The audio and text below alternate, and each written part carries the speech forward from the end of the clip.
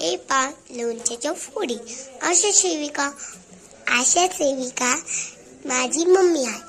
त्यांना खूप लाडू पदार्थ अजून लोणचं डिंक हे सगळं बनवता येतं. मेथीचे लाडू.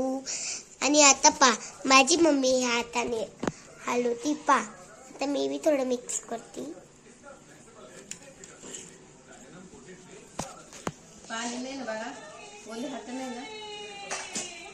आता पा माझी मम्मी थोड्या वेळाने गूळ टाकेल. गूळ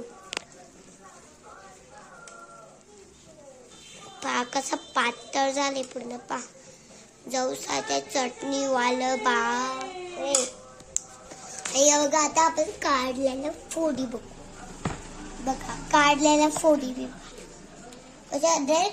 वाटतंय लगेच लोणचं बनलंय. तू काढलंय नाही पण अजून गुळ मिरची पावडर ते टाकायचं बाकी ना.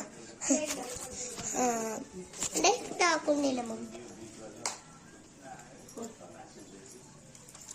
पापा आता गूळ टाकेल माझी मम्मी थोड्या वेळाने. नंतर हे मिरची पावडर मीठ आणि हे टाकायचंय. नंतर काय म्हणता ग त्याला